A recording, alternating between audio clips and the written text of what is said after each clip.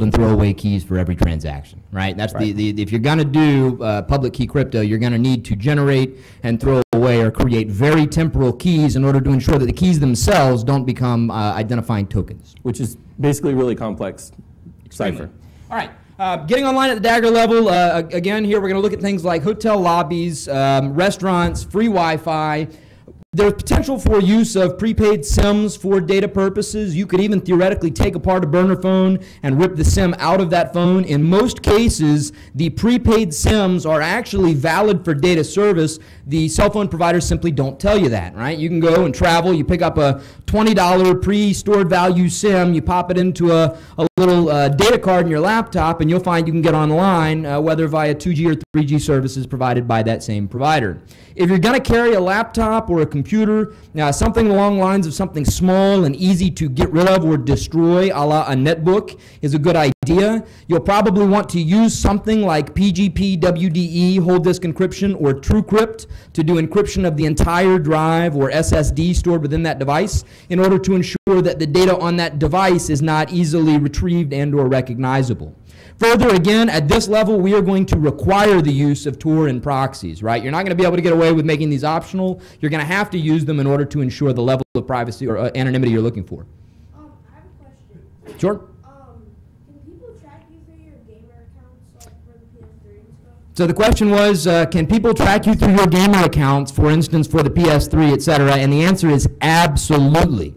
Right? This is, again, it's a service that is hosted by someone else, and the accounts you create, it's information that you're storing about yourself, and depending on the nature of the device and how much they publicize, there may or may not even really be knowledge of how much information they store, right? Are they watching the games you play? Are they watching how much time you spend playing the games? Again, it depends on the individual service and or the console that you're using, but the short answer to that is absolutely. Yes? Encrypted drives are no longer valid because you can break into the RUP part and just take out the stuff that encrypts the drive and still look at it. All right, so the point was made that encrypted drives are not really as valid because theoretically you could strip the drive and basically take out the components that provide for the encryption.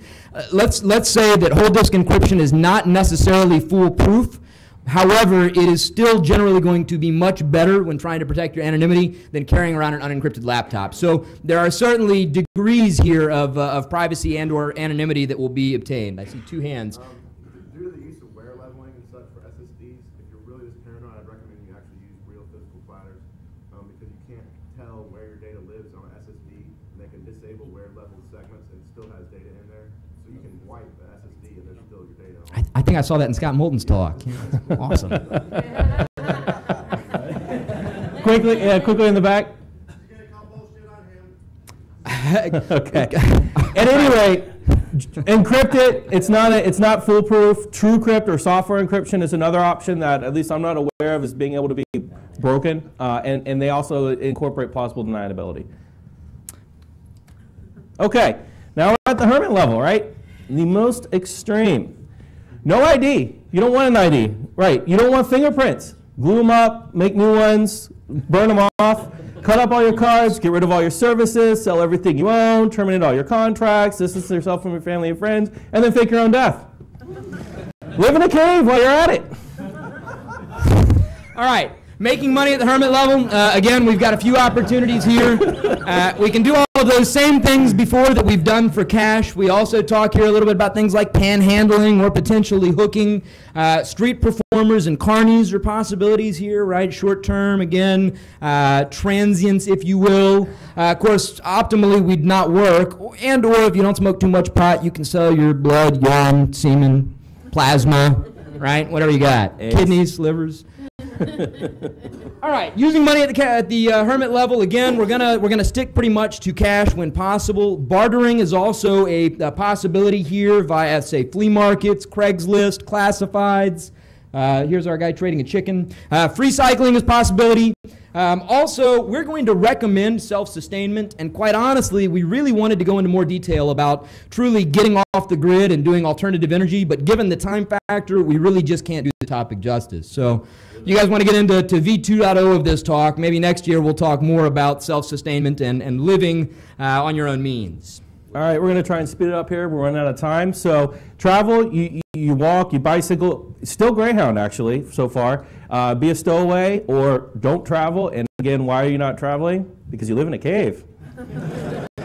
Getting online. Payphones and burners is about it, or communicating, sorry. Payphones and burners is about it. If you're going to get on the internet, don't do it often. You're not owning a laptop, and you're going, we'll cover that in a second. Again, always encrypt, off the record or Stego, because Zphone or other types of phone-based communications are not going to work well with a payphone. And you're pretty much limited, but at this point, you shouldn't really want to talk to a whole lot of people anymore. All right, getting online at the Hermit level, again, we're going to talk here about public kiosks only. The assumption now is you're not carrying any hardware. At the Hermit level, you're not going to own a device that can be used or tied back to you physically or individually, so we're talking almost strictly about kiosks and or public devices providing internet. Again, strong requirement for Tor and proxies here, although this may be hard on kiosks. So one thing we'll mention additionally is you might consider using the cloud, if you will, to store portable binaries of those mechanisms you want to employ for providing your own anonymity, like portable Tor, portable Firefox, with anonymity plugins in place, etc. Optimally, we're going to avoid the internet entirely. All right, this brings us to the rules. These are the rules whether you pick any level or no level. These are the 8 rules you need to follow. The first of all is don't be your identity. Rule number 2, do not be your identity. Number 3, you're going to get rid of all your paper trail. Number 4, you're going to use cache in all transactions. Number 5, constantly work on improving your situational awareness. 6 is, of course, blend in, don't stand out. 7 is encrypt everything. And, of course, 8, pay your taxes. All right. Big thanks to Beth and Lydia for their invaluable input. Freak Monkey for the real cool Urbex photographs that are in the background of all of our slides here. And the Shmoo Group for really paving the path, as well as hosting this lovely conference for us to speak at. We'd be remiss if we don't thank everyone who's come before us and done a lot more research than we have and written more books than we've ever thought about on this topic. And every one of you guys for coming and listening to us talk. We're going to put some more information on this URL here. We'll put a lot of the references to our talks, to things we mentioned in our talk. So come back later. Hit it. There's nothing there yet. Call me help.